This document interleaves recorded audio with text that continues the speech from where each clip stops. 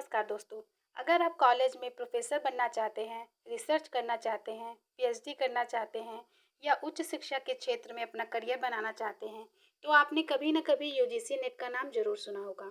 लेकिन कई छात्रों के मन में सवाल होते हैं, यूजीसी नेट क्या है, जेआरएफ क्या होता है, नेट क्या होता है, असिस्टेंट प्रोफेसर कैसे बनते हैं, कौन इस परीक्षा को दे सकता है, इसमें कितने पेपर होते हैं, इसका सिलेबस क्या है और इसकी तैयारी कैसे करें। आज की इस वीडियो में हम यूजीसी नेट को बिल्कुल बेसिक से लेकर एडवांस तक समझेंगे, इसलिए वीडियो को अंत तक जरूर देखिए। अब जान लेते हैं कि यूजीसी क्या है। यूजीसी का पूरा नाम यूनिवर्सिटी ग्रांट्स कमीशन है। यह भारत सरकार का एक संवैधानिक निकाय है जिसकी स्थापना 1956 में हुई थी। यूजीसी का कार्य क्या है, तो यूनिवर्सिटीज, कॉलेजेस और हायर एजुकेशन को बढ़ावा देना और एजुकेशन स्टैंडर्ड्स को बनाए रखना। यूजीसी ही नेट की परीक्षा का आयोजन करवाता है। यह आयोजन अब एनटीए के द्वारा होता है। एनटीए का फुल फॉर्म होता है नेशनल टेस्टिंग एजेंसी। अब बात करते हैं नेट क्या है। नेट का पूरा नाम है नेशनल एलिजिबिलिटी टेस्ट। यह परीक्षा असिस्टेंट प्रोफेसर या जूनियर रिसर्च फेलोशिप यानी जेआरएफ के लिए एलिजिबिलिटी निर्धारित करने के लिए होती है।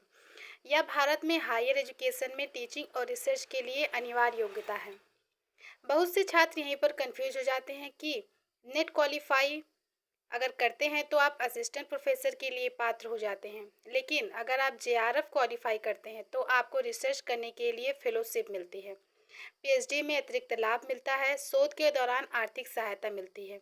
इसलिए कहा जाता है हर जेआरएफ अभ्यर्थी नेट क्वालिफाइड तो होता है, बट हर नेट क्वालिफाइड उम्मीदवार जेआरएफ नहीं होता है। अब बात करते हैं जेआरएफ क्या है। जेआरएफ का पूरा नाम है जूनियर रिसर्च फेलोशिप।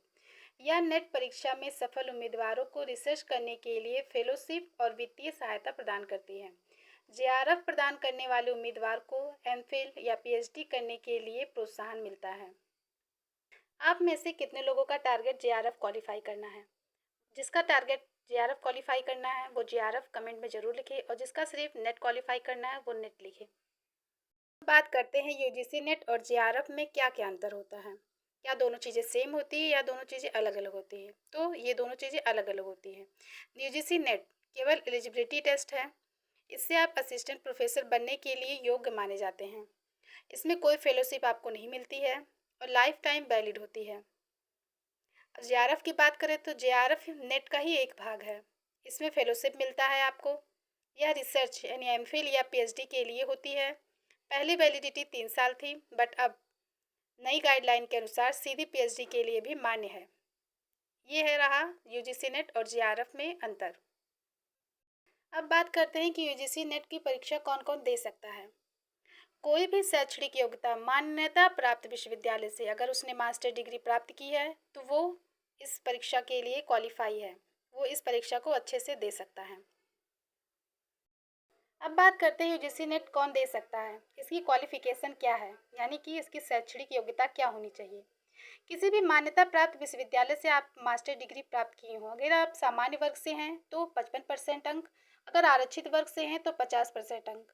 अंतिम वर्ष के विद्यार्थी यदि आप मास्टर्स फाइनल ईयर में हैं तो आप भी आवेदन कर सकते हैं। जनरल एंड ईडब्ल्यूएस पुरुष के लिए अधिकतम वर्ष 30 वर्ष है और जनरल ईडब्ल्यूएस महिला के लिए अधिकतम 31 वर्ष है। इसी तरह ओबीसी के लिए पुरुष 33 वर्ष, महिला 34 वर्ष, और एससी, एसटी, एनपीडब्ल्यूडी वालों के लिए पुरुष में 35 वर्ष, महिला के लिए 36 वर्ष। अब जानते हैं कि इस परीक्षा का पैटर्न क्या है। इस परीक्षा में टोटल 2 पेपर होते हैं। Paper 1 teaching and research aptitude है जो सभी के लिए अनिवार्य होता है। पेपर 2 जो वो सब्जेक्ट स्पेसिफिक है, आप अपने चुने हुए विषय का इसमें पेपर देते हैं। इसके मार्क्स पेपर 1 में 100 मार्क्स होते हैं और पेपर 2 के लिए 200 मार्क्स हैं। टाइप क्वेश्चन के जो हैं वो ऑब्जेक्टिव एमसीक्यू है। और टाइम पेपर 1 के लिए 1 घंटा, इसमें कोई नेगेटिव मार्किंग नहीं है, और पेपर 2 के लिए 2 घंटा, इसमें नेगेटिव मार्किंग है 1/3 का। इसकी भाषा जो है वो इंग्लिश और हिंदी दोनों में उपलब्ध है। आप जिसमें कंफर्टेबल हो वो आप लैंग्वेज ले सकते हैं, हिंदी या इंग्लिश। अब जानते हैं कि ये परीक्षाएं होती कब कब हैं। तो यूजीसी नेट परीक्षा वर्ष में 2 बार आयोजित की जाती है, जून और दिसंबर में। आप जिसमें चाहे उसमें आप ट्राई कर सकते हैं। और इसकी चयन प्रक्रिया क्या है, तो सबसे पहले पेपर 1 और पेपर 2 दोनों में उत्तीर्ण होना आवश्यक है। इसके बाद मेरिट लिस्ट तैयार की जाती है। कट ऑफ के आधार पर आप नेट या जेआरएफ के लिए चयन होते हैं। इसलिए अगर आपका टारगेट जेआरएफ है तो कोशिश भी और अच्छी करनी पड़ेगी ताकि जेआरएफ क्वालिफाई हो सके। नेट या जेआरएफ करने के फ़ायदे क्या हैं? तो जानते हैं आज फ़ायदे। नेट के फ़ायदे हैं असिस्टेंट प्रोफेसर बनने की आप पात्र हो जाते हैं। भारत के किसी भी विश्वविद्यालय या कॉलेज में नौकरी के अवसर प्राप्त कर सकते हैं। शैक्षणिक क्षेत्र में करियर बनाने का अवसर मिलता है। जेआरएफ के क्या फ़ायदे हैं? तो जिन भी छात्र छात्राओं का जेआरएफ क्वालिफाई हो जाता है उसे 31,000 से 35,000 तक हर महीने फेलोशिप मिलता है। एमफिल या पीएचडी करने का अवसर प्राप्त होता है। रिसर्च में अपना करियर बनाने और आगे बढ़ने का बेहतर मौका मिलता है। अब बात करते हैं इसमें कौन कौन से डॉक्यूमेंट इंपॉर्टेंट होते हैं जिसका उपयोग होता है फॉर्म भरते समय। तो passport size photo, signature, 10th 12th graduation, post graduation के marksheet, caste and category certificate यदि लागू हो तो, EWS certificate, PWD certificate, identify proof जैसे कि आधार कार्ड या पैन कार्ड इत्यादि। इसी क्रम में अब हम यूजीसी नेट के कुछ और इम्पोर्टेंट पॉइंट को जानेंगे, जैसे कि यूजीसी नेट की पात्रता अब लाइफ टाइम वैलिड है। नेट के बिना असिस्टेंट प्रोफेसर की नौकरी नहीं मिलती। जेआरएफ प्राप्त करने के बाद उच्च रैंक और बेहतर स्कोर आवश्यक है। यह परीक्षा पूरी तरह से पारदर्शी होती है। तो दोस्तों, अगर आपका सपना है कॉलेज में पढ़ाना, असिस्टेंट प्रोफेसर बनना या फिर रिसर्च और पीएचडी करना, तो यूजीसी नेट आपके लिए और हमारे लिए एक शानदार अवसर है।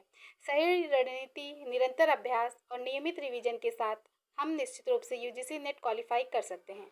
अगर यह वीडियो पसंद आई हो तो लाइक करें, चैनल को सब्सक्राइब करें और अपने दोस्तों के साथ शेयर करना बिल्कुल ना भूलें। धन्यवाद।